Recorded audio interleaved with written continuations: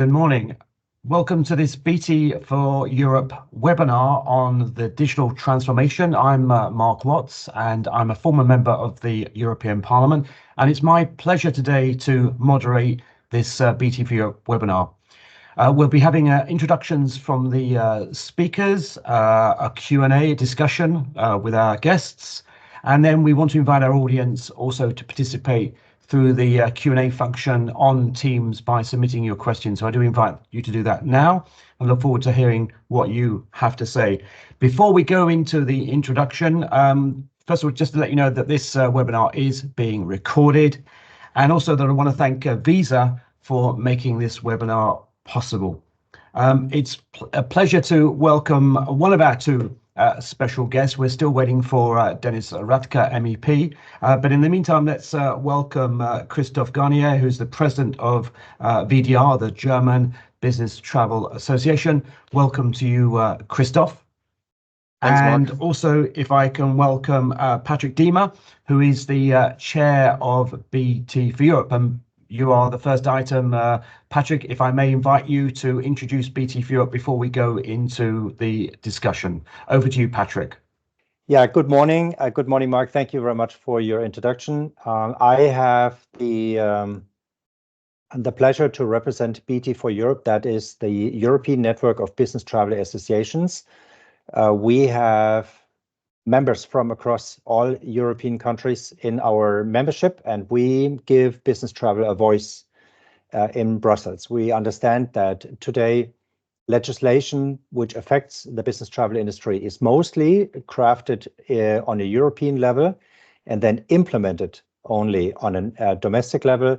And therefore, it is important to give the 2 million companies which buy business travel in Europe a voice in this legislative process. That's our role.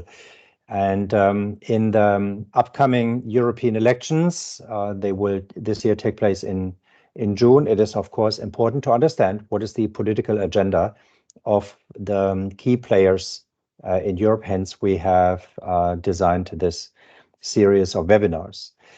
Maybe just one word on our priorities. When it comes to lobbying or consulting of the European lawmakers, our number one priority is sustainability, and our number two priority is digital transformation. And we would like to focus today on the latter, on the opportunities, or maybe also on the missed opportunities of digital transformation in Europe. Well, thank you very much for that introduction, Patrick, about BT4Europe and your mission and indeed your priorities ahead of those European elections in June. It's important to stress also this is the second of 3 webinars that BT4Europe are organising ahead of those elections. The first being on first being on multimodal travel, this one on the digital transformation. Whilst we're waiting for Dennis Radtke, MEP, to join us, if I could come over to you, turn over to you, Christoph, and maybe give us an outline of why you think digital transformation is so important to the industry, just in terms of a general introduction. Yeah, I mean, looking on business travel and how it has evolved over the last decade, I would say a lot of administrative work or burden, call it as you like it, really came on top of what we are doing. And the original idea is to make travel easy. Yeah, and with the digitalization, we have some options to ease the whole processes, but we see also some challenges, because the more complex regulations coming in, it makes really difficult for us to really work on this. Everybody says, hey, the digitalization makes everything easier, and also with the online booking and stuff like this, but it has become more complicated because it shows more option. And our idea, by the way, as the one who are responsible for creating a proper travel program, is to make travel within Europe easier than before. I mean, now when in most countries, or a lot of countries where we have the euro, I think everybody really sees an advantage of having a combined program, yeah, because you don't have to deal with the currencies anymore like this. But there is more to come. We have different means of travel. We have the train in many areas or in different countries. And there are options to really combine this, but also, of course, cross-border pieces. Just to mention A1 maybe is something which is currently really one of the painful processes we have to work on. And I think there are options for digitalization as well here. Well, thank you, Christoph, for that important introduction to set the scene. I know our viewers are also keen to hear the views of Dennis Radtke, MEP. We just heard he will be joining us very shortly.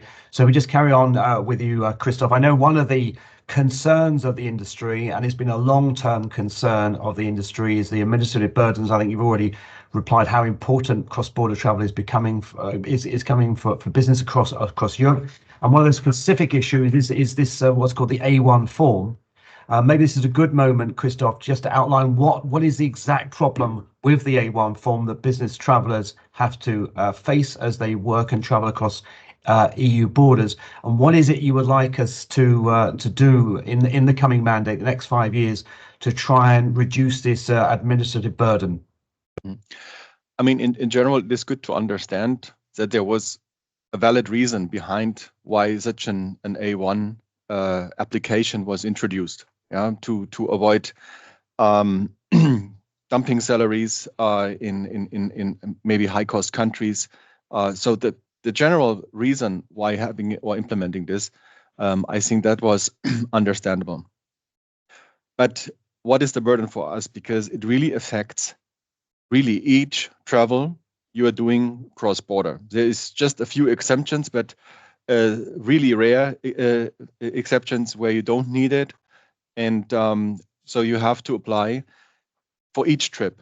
It is not that you can say, okay, I do it one time a year. So it would be maybe something which would be acceptable.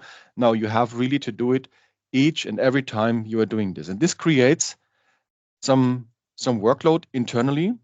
And the workload is not only the application itself, because you have new joiners in the company, you have people which didn't travel for quite some time, and now they have to travel again, and you have always to remind them to apply for it, because this is nothing which is already an automated piece. You have really actively apply for it, because you have to name where you're going to, where you're staying, give some more information, has to do with your health insurance and stuff like this.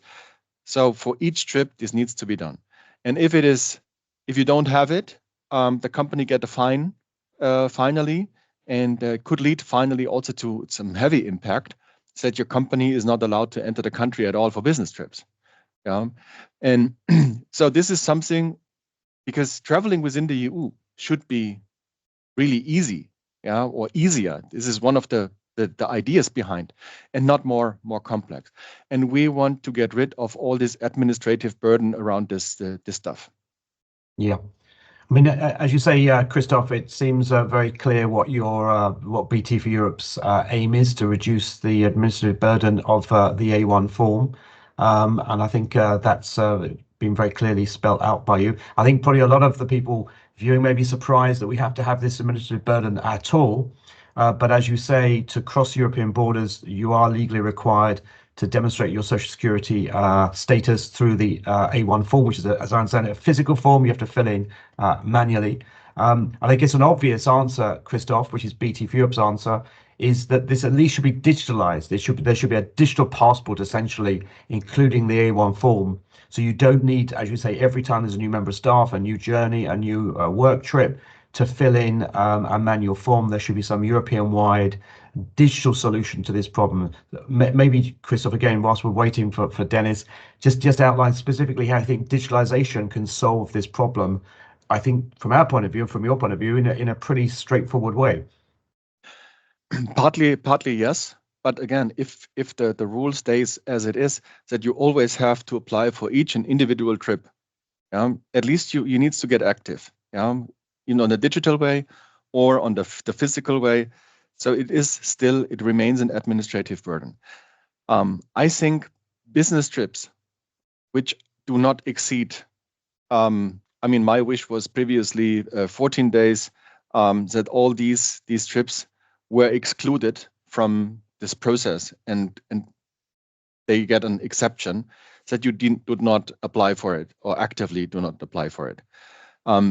But if there is no way to manage it, because I know that the digitalization, it is also some of the concerns here in the EU Parliament, because of not having a digital European platform where you can have access to all these information which are needed to fulfill all the requirements here. Then the digitalization platform or option app, whatever, would be definitely helpful. And this, by the way, is the next step. Could be combination with a digital ID card. Yeah, that you don't have a physical ID card anymore, and that is part of your entry process into a country. Yeah, so then you have already, it's digitalized but also highly automated. That would be definitely helpful. Yeah. And I know that's something that was discussed in this mandate of the Parliament and the European Commission the last 5 years. And in fact, for those registered to listen to this discussion, you should be aware that the A1 form has been considered by the European institutions in the last 5 years, but there was no agreement in the way forward, partly because it's part of a much wider, more complex package of measures on social security. And obviously, Christoph, you're saying that there are now tools, devices that could facilitate a solution to this. That's one of the administrative burdens facing business crossing borders. Are there others too, Christoph, that you would like to share with us this morning? Well, on the other hand, also the sustainability is something which currently is really driving the spend, the travel behavior in the companies. Companies are also required to deliver the data reports of their carbon-2 footprint, not only from the production side, also for the different scopes of emissions. Maybe you are aware of scope 1 to 3. And so there are different stages, and you have to report this. Yeah, it is mandatory, but there is, as of now, for example, no standard reporting methodology, and it seems it is a little bit like a best guess. The airline emissions are a little bit more easier to track because you don't have so much different manufacturers of the engines and the planes itself. But for hotel, for example, which is a significant amount of spend, it is a big problem to report this. So, and this must be also standardized. It must be easy to get access, or maybe there must be an easier way of calculation that you finally have an validated and accepted by the authorities methodology, which can be used by each company, in best case digital, of course, and very easy to use. Yeah. And I think, again, that's one of BT for Europe's priorities, as I understand it, Christoph, to make sure there is a common methodology, but also aspects of business travel, including accommodation, which are, of course, a key part of the greenhouse gas footprint, are included in that overall assessment of the climate and environmental impact. And I know that's, again, one of your priorities for the new mandate for the next 4 or 5 years. I mean, again, I think some of us will be surprised that this is not being addressed, but I guess, you too, you're a very experienced travel manager in a global life science company. You must get frustrated that some of these things that are absolutely essential if we're going to tackle climate change have not been addressed in the last 4 or 5 years, not been seen to be a priority. Why are you more optimistic in the next 5 years that these things will be addressed? Oh, Mark, there are other things which really frustrates me, yeah, and which are maybe more important. I mean, this is just an additional workload we have to deal with, yeah.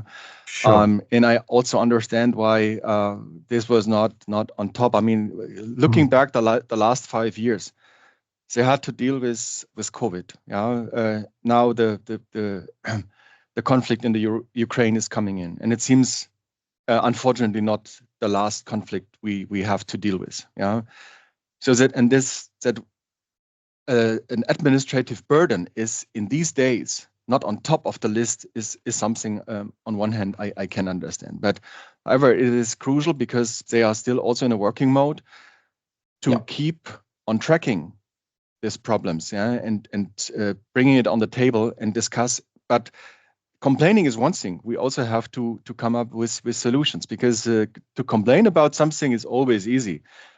Showing a way forward, bringing in possibilities. This is something which drives our associations, not only the one in Germany, also the other which are combined under BT4 Europe.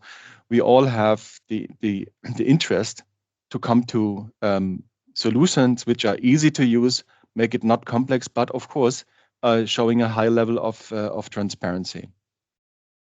Sure. Again, a good point, Christoph. You know, Europe, the EU faces a multitude of challenges.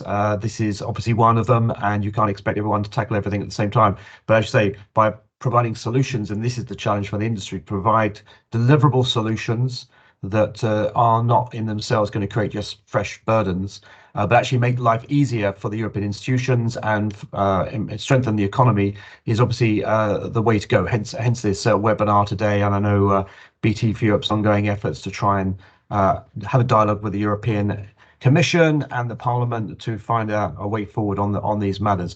And that brings me to maybe one of the next challenges faced by business travel, and that is the opportunity to digitalize some of the elements of cross-border ticketing across the modes. And I know this again is something, Christoph, that you, VDR, and others have mentioned before. In fact, there was going to be a proposal in this mandate to try and bring forward a multimodal digital mobility services initiative. We're still confident that will happen in the next European mandate. There's a lot of support for that across industry, particularly in the public transport sector. Why is that so important that we have the opportunity to book tickets across modes and indeed extend that into the realm of passenger rights, Christoph? Can I just interrupt Christoph for a second? Sure. Mark, sorry. Of course.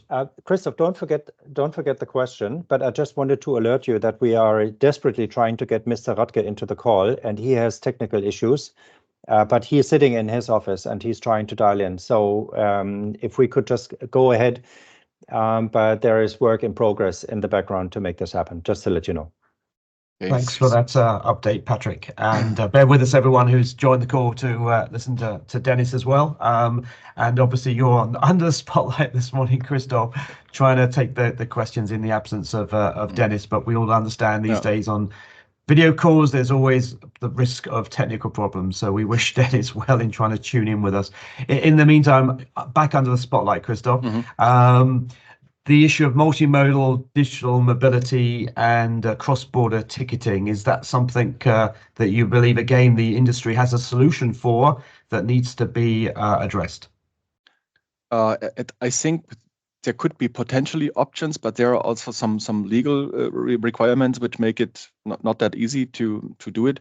But for let's say many companies with a high volume, with a high travel volume, they have an interest to reduce the administrative burden and the processes. So this is what my colleagues, or at least the one I'm talking to, drives them at the moment busy to reduce the processes, to drive it down, because everybody who wants to have a silent travel process in the company is really happy when we have some options, some digital options to ease this. For example, at the moment you certainly have to buy different tickets, or you have to collect all the receipts and stuff like this when you have cross-border trips. Yeah, while at the same time, you have already apps in place, for example, where you just have to click, I want to go from X to there, yeah, and you get all the options.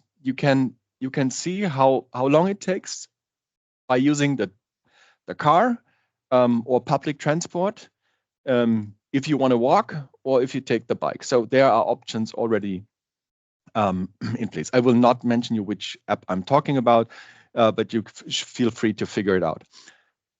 But there is no option to already say, okay, purchase it, and to have it all combined within one trip. Yeah, then you have maybe one receipt, yeah, or at least even if it's different receipts, there's no way to get digital ones. So you have to buy and collect some of all of the tickets you have, and this leads finally at the end, when we are talking about claiming the travel expenses, to an increased process. Also, digitalization could help here to have maybe one for all. In some areas, you have partly this already covered, but it is just because the different suppliers in this process are working together already, and they figured out a process how to deal with it. Yeah. Yeah. And as you say, there are solutions already, as you say, applications available to provide some of that information, some of that data. But then, as you say, the next step, the ticketing, is not always possible in an integrated and simple, low-cost way.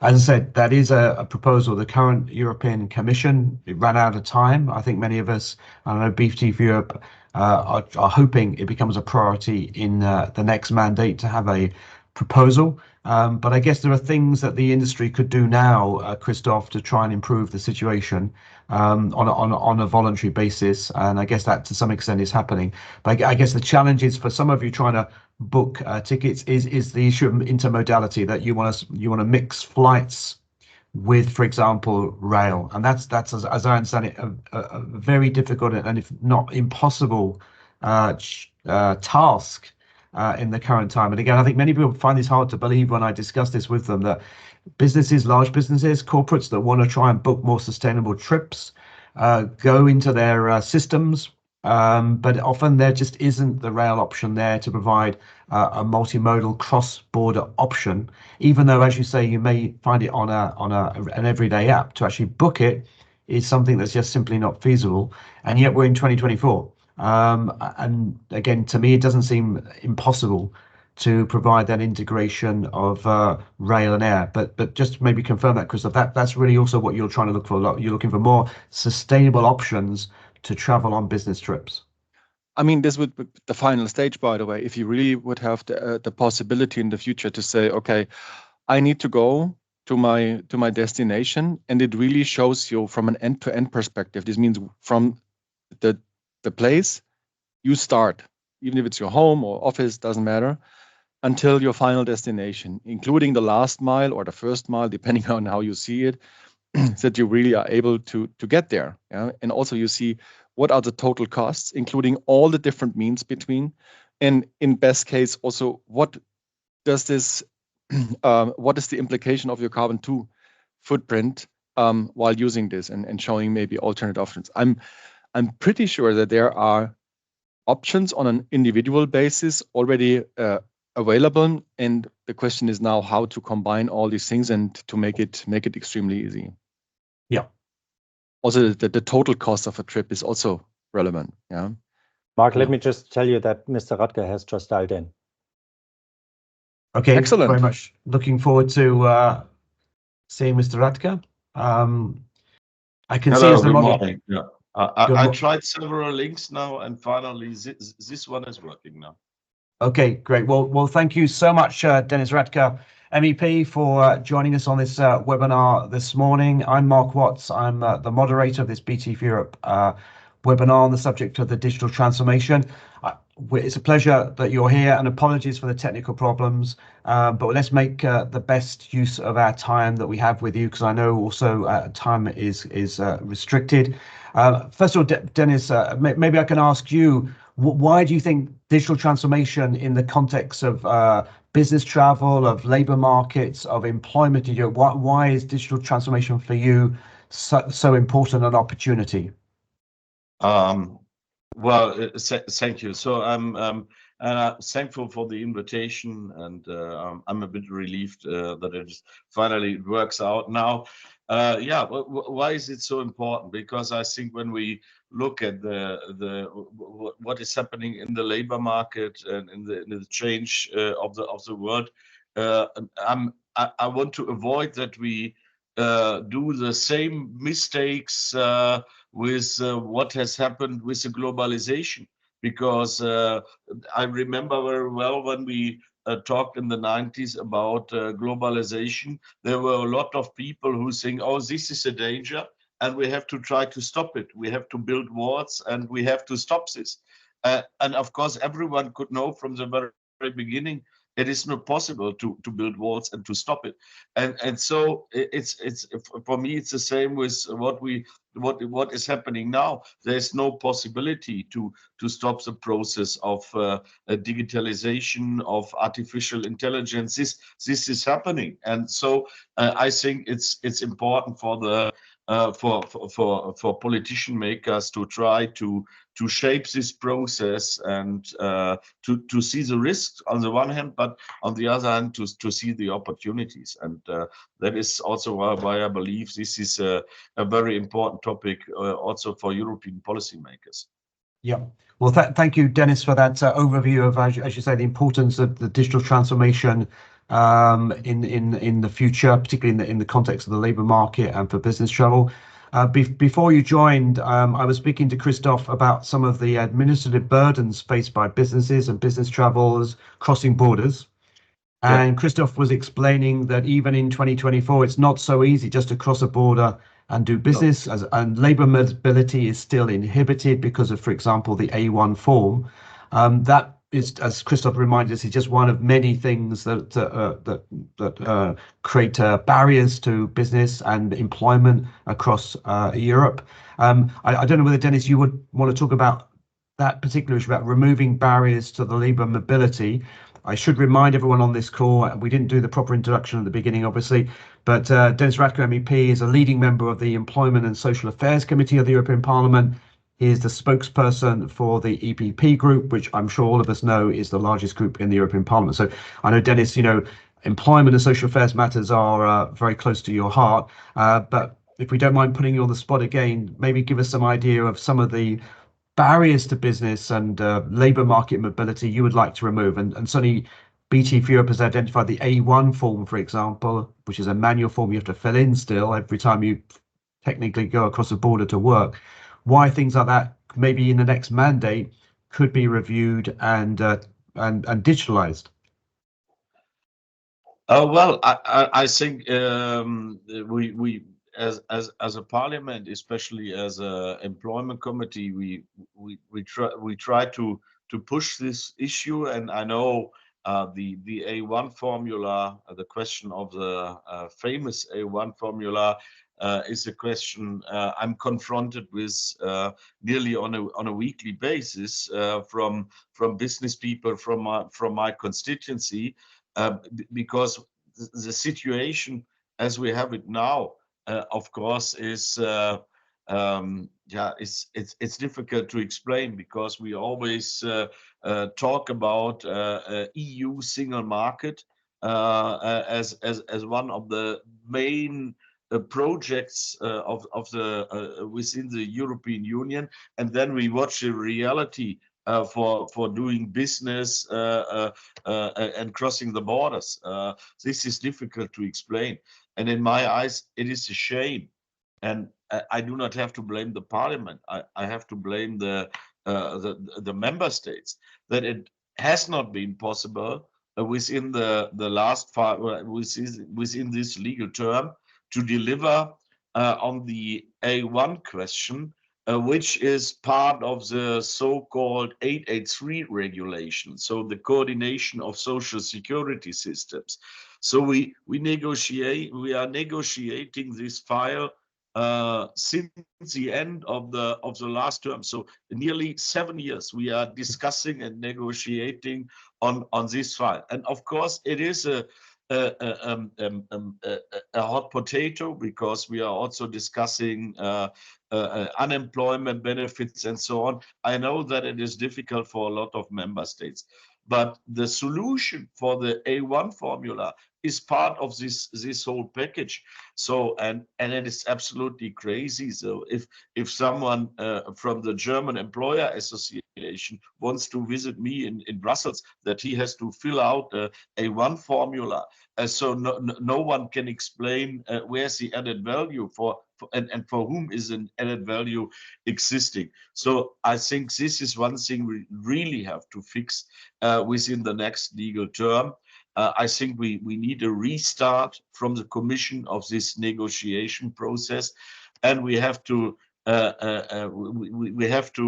to try to find a digital solution that works all over Europe and European wide.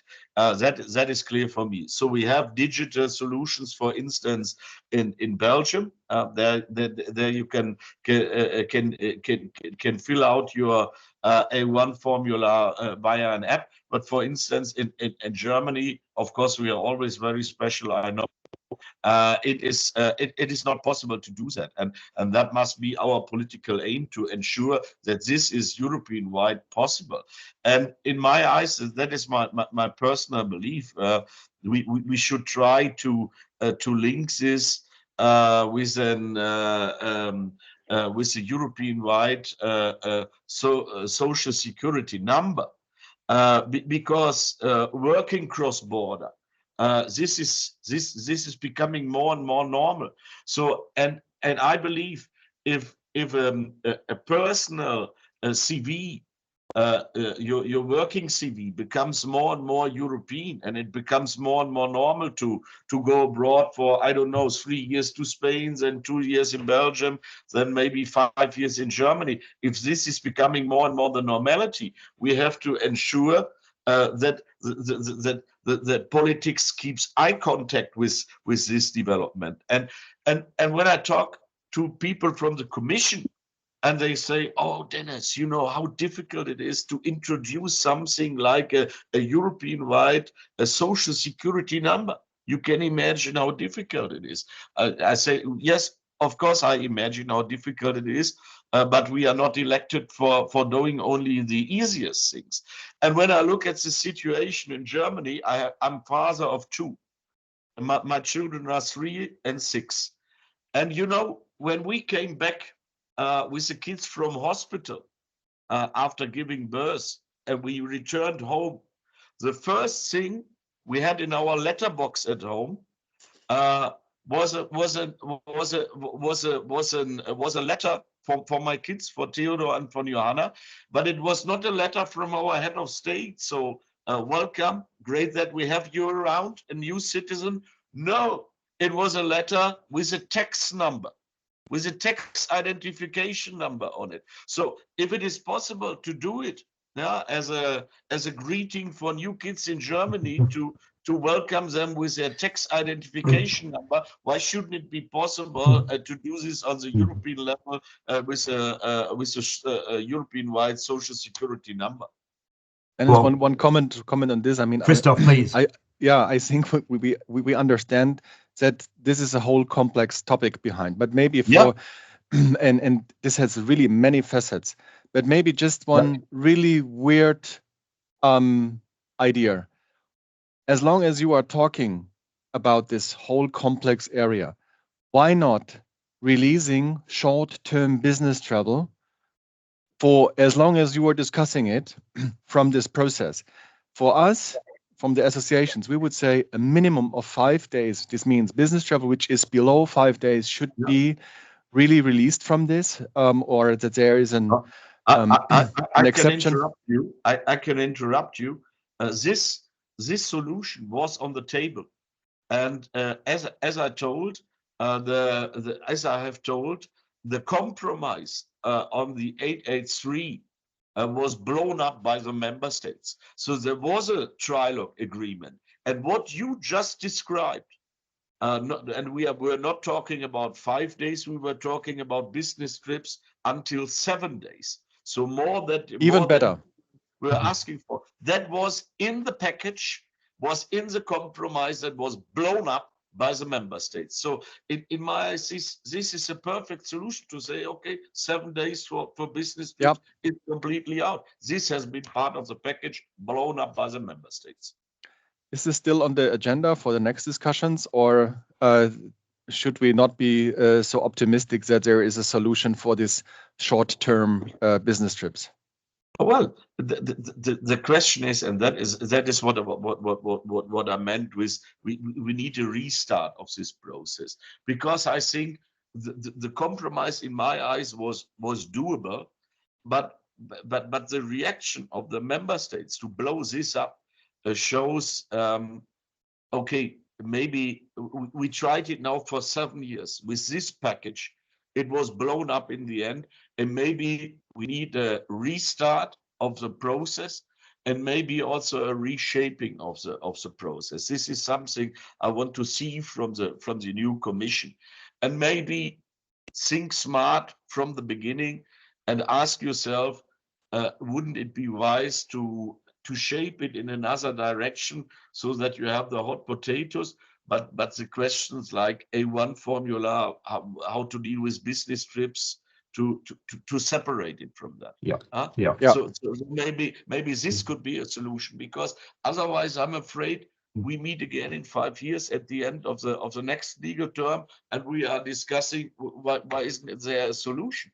And you know, for someone who is not a Brussels insider, it's very difficult to explain that something where everyone agrees we need a solution, and a solution is on the table and you cannot deliver. This is difficult to understand if you do not understand the system, and if you are not a Brussels insider. Well, thank you, Dennis, for being absolutely clear on what the problem is, and as you say, a practical way forward on the solution. And I think BT4Europe is one of those organizations which has a presence here in Brussels that will try and work with you and other colleagues in the Parliament and the Commission to try and, as you say, restart, reshape, and think more smartly on finding a solution to this problem. And I think everyone on the call, this is one of their priorities. Everyone on the call is so frustrated at the slow progress in the last, as you say, it's taken 6 years to get not very far. And I think everyone on the call probably really is inspired by your passion to try and find a solution. So thank you so much for that, Dennis. But then maybe back to you, Christoph. I'm not running out of. I'm not running out of passion. Sometimes I'm running out of patience, but I'm not running out of passion. Indeed.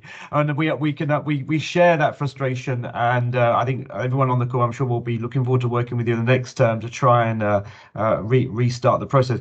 Christoph, earlier on in the call, you were explaining other challenges to business travel, including obviously the need for digitalization and sustainability. So perhaps before we bring Dennis back on the issue of linking the digital transformation to sustainability, which I know, Dennis, is one of your passions as well, that we can use the digital transformation to reduce emissions and the impact of business on the environment. But Christoph, do you want to come in here and maybe just re-emphasize why you think that's so important to link digitalization with sustainability, and maybe go on to the issue of cross-border and multimodal travel? Companies with a high travel volume, I mean, they are really process driven very often, and we need to harmonize and reduce the number of processes we have. Today, you have already options to see, okay, I want to start here and this is my final destination. And you see already options how to get there, not including the flight already, but everything what's on the ground, I think you can already combine. And so to get there is easy to understand, but then finally to go there and buying tickets is a problem, because there is no option at the moment where you say, okay, please purchase the whole trip at all. That is currently not going to happen. And also with the whole documentation, I mean, within the EU, this is one thing, but also in the past when you have to apply for a visa, for example, but also when you're commuting within the EU, maybe you are not an EU resident, that you just are allowed. Maybe you need some other things you need to take care for. So I think that digitalization could help to ease the whole process, and finally also to show some options about sustainability, because the bigger companies have also now the obligation to report every Scope 3 emissions as well, and business travel is part of the Scope 3 emissions, and we need to display them and also have a clear methodology how to really have the right measures at the end, because we have to report them. It must be reliable. Yeah. Maybe over to you for Dennis on that one. Also, just remind everyone you have the chance to comment in the chat, ask questions. We already have received a few questions in the Q&A. They really were on the A1 form, and I think, Dennis, you probably answered most of the questions that have come in, but do keep putting them in. I'm a bit wondering about the fazit I read in the chat. So the more right we, the more protection we get. I'm not sure if I understand it in a correct way, but anyway. So the question is now on to come in on the business travels. Yeah, yeah, and basically, I think Christoph's point is how can we link the provision of data to try and demonstrate, for example, emissions in a digital way. So companies want to do their bit to reduce emissions, but at the moment it's very difficult to make declarations on their emissions. There's no common methodology, there's no common process. Again, there's been an attempt with CSRD to try and streamline this, but I think companies find it very difficult to navigate, and some of the tools simply still aren't in place. So Yeah, what can be done to help companies that want to green their business travel? But I think this is only one aspect when you talk about there's not a common method. Well, I think this is one of the major problems when I look back on this legal term. So in the very beginning, we were discussing here Green Deal, Green Deal, Green Deal. Of course, this is beside COVID and the war in Ukraine. Of course, this was the top point of the agenda. But we see the concrete challenges. And now, when I look especially to industry in Germany, to economy in Germany, I must admit there were some colleagues here who forget the one thing is to come up with ambitious goals and to put it into law. The other thing is to make it doable for business and for the industry. And I think this is the biggest lack when we look back on this legal term. That we are not discussing enough how to make things doable for our economy, especially for our industry. Yeah, Christoph, should I bring you back in immediately on that point? Is that right? Is Dennis right there that the ambition is right, but that in reality these things are difficult to implement for industry because maybe industry isn't as sufficiently involved in the dialogue on implementation, for example? In general, this is very often the case that some rules are set up without really having a clear checkpoint to reality, and this makes it partially very complicated. Absolutely right. Yeah. Yeah, I think reality check. This is the right term to use in this when you want to describe what is our biggest challenge at the moment. Do that reality check. And by the way, guess, also please, Christoph. I have to comment also. I understand that it is not that easy because I mean everybody understands that you could not be the expert in all the different areas you are responsible for, and you have to rely on the information you get from the market. And then you have people coming in with their own interest. Of course, everybody is coming to you who has an interest and want to convince you. At the end of the day, you have to draw a line and have to make a decision. Yeah.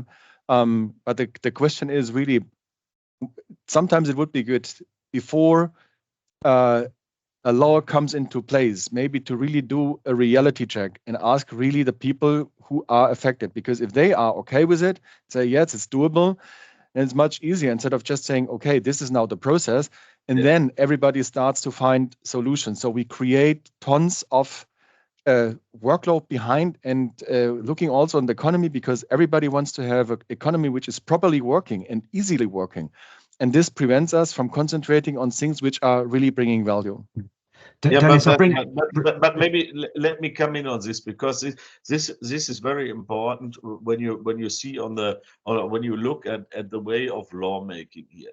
What you are asking for, my answer would be that is taking place. So we have so-called impact assessments, but of course, and I have to admit that an impact assessment done by the Commission, you cannot compare it with you go to a consultant to a consultant and say, okay, please have a checkup. Of course, an impact assessment done by a political institution is political itself.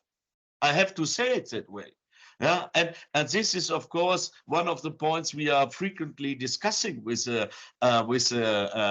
Commission, because if you have are politically convinced and you want to steer things into a concrete direction, of course, what do? Yeah, you shape the process of the impact assessment that it shows the result you want to get. So of course this is part of the political process. I would say this is part of the political game, and from your perspective, I must admit it is part of the political problem. Yeah, and maybe on that point, Dennis, and maybe bring Christoph in, some of the questions in the chat go back to the A1 form, which I think is seen as a very good example of a failure to really help businesses do something that they want to do and travel across borders.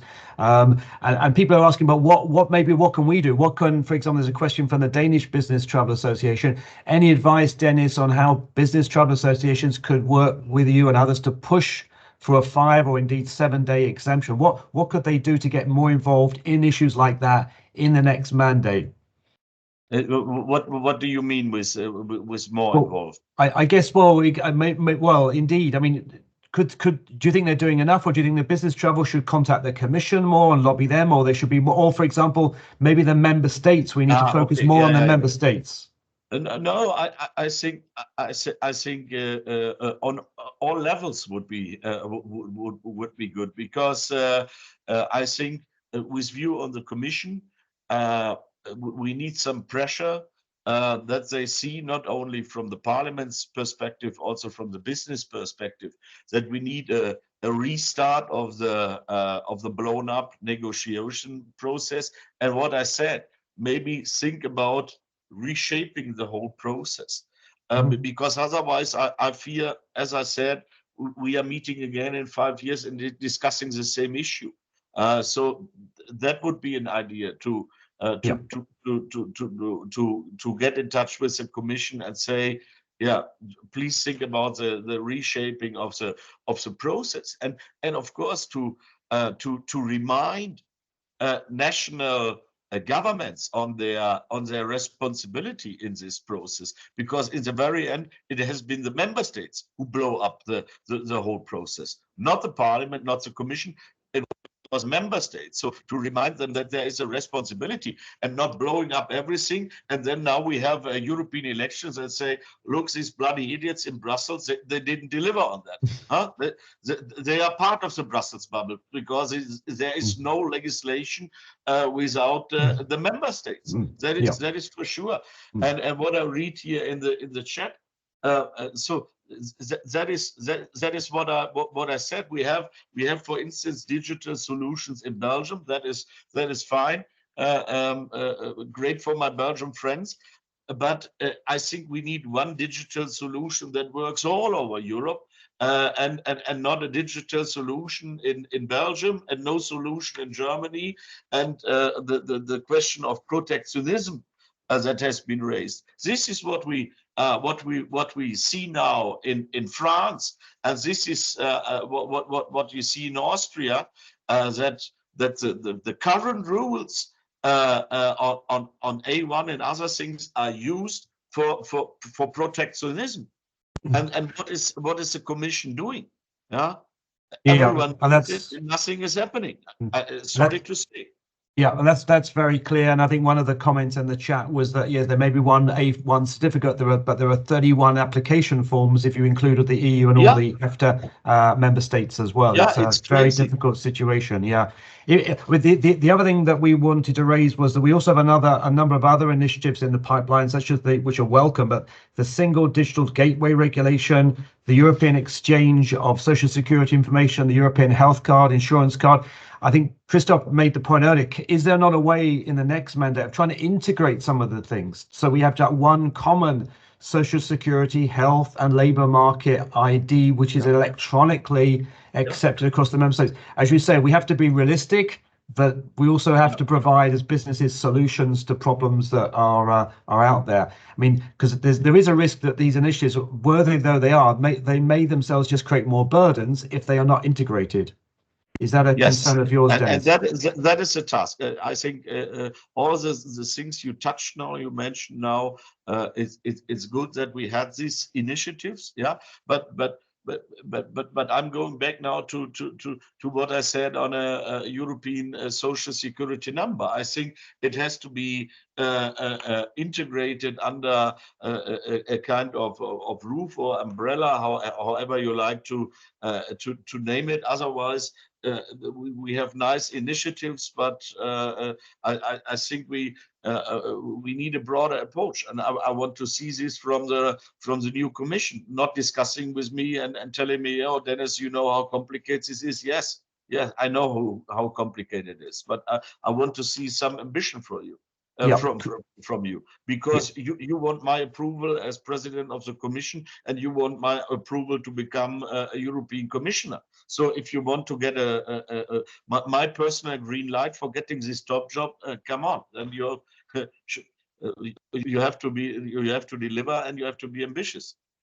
Sure, thank you. I'll bring maybe Christoph back in to react to that. A lot of ground there to cover, a lot of great ideas from Dennis on what we should all do.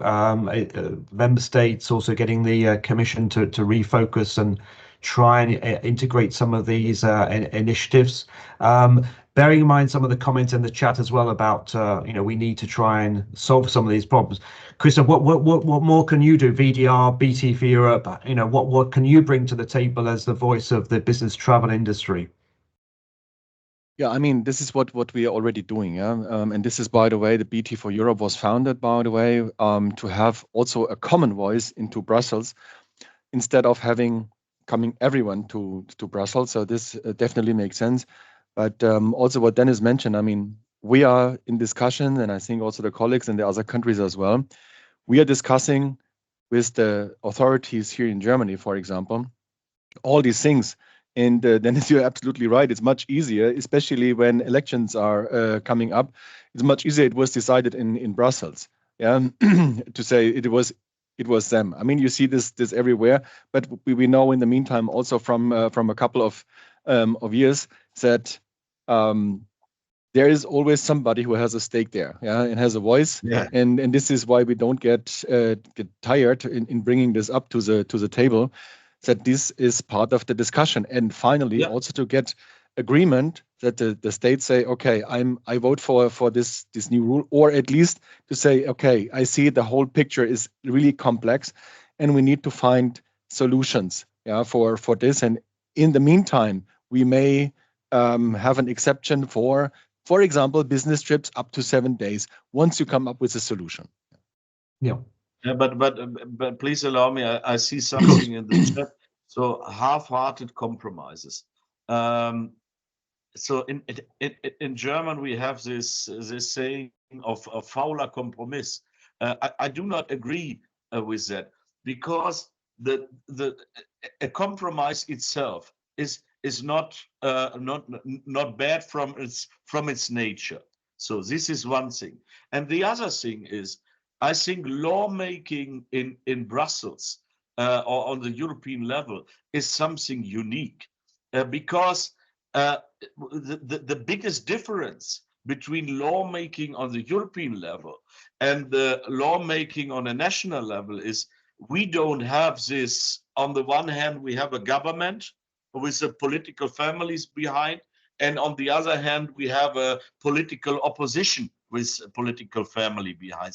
We do not have this situation because Ursula von der Leyen is not the European Chancellor, and the European Commission, the college, is not our government. So, and I do not have to back up any one of these guys in the Commission. This is not my role, and so we have to find compromises within the Parliament. That is quite unique because for instance, in German Bundestag, it is top down. So, and it's top down from the Chancellor. It's top down from the head of the group, from the president of the group, and the members of Parliament have to, let me say it like this, they have to execute. And if I'm a rapporteur here in Parliament, I'm the one who's driving the process, and I have to find or seek for support, political support. So this is a complete difficult way of lawmaking and political discussion. so of course you have always to go for compromises, and yeah, it's in my eyes it's not correct to say it's always half-hearted or fauler Kompromiss, like we say in German. Sure. Well, thank you, Dennis. I mean, I think one of the benefits of these webinars is that we can better understand the process and indeed the limits to what the European Parliament and the European Commission can do in a Europe that is still. But Caroline is advocating for a real EU government. Yeah. Well, as you say, that may be for another webinar, Dennis. But it's great that people in the chat and the Q&A are putting these questions to Christoph and Dennis. If I can turn, I know another issue that you've covered before in your work has been the role of the European Labour Authority. Do you see that as an organisation that could exchange best practice and try and work with businesses and trade unions to identify some of the barriers to cross-border business travel and find answers or solutions, or is it best we focus on the Commission? No. I think ELA is a good tool. We are now in the process to look at what has been achieved. So we are in an evaluation process. This will be, of course, one of the topics directly after the summer break for the new Parliament. We have made our proposals in the very beginning of this year, how we look on ELA, what do we expect from a new mandate. And I think that this is an agency with a lot of potential, but we see the concrete problems and where we are lacking competences, where we are lacking staff, and I think this is up for the next legal term to give the tiger some teeth, and so that we can use this tool, because as I said, European work, cross-border work is becoming more and more reality, and then of course we need an agency that is directly linked to what is happening in business and what is happening on our streets. Yeah. Thank you, Dennis, for that. We're coming to the final few minutes. Maybe, Christoph, a few words by way of conclusion about what you've heard from Dennis, both challenges and indeed inspiring advice there, but also the digital transformation. What next, Christoph, in terms of digitalization, addressing some of these problems, bearing in mind what Dennis said? Where do we go next in terms of conclusions? Yeah, I mean, if you ask us, we would come up for sure with solutions, and also we want all to see a step forward.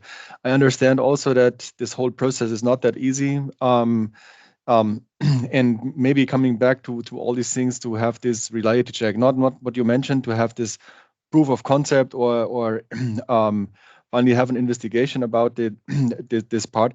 I mean, we are the ones really dealing with tons of processes we have to deal with, and as mentioned before, Dennis joined, traveling has become more complex. On one hand, in some areas it is easier. Let's take the euro, as I mentioned before. This is a very good, but it's a very good example, by the way, which shows how easy it could be, or that there are options to do it.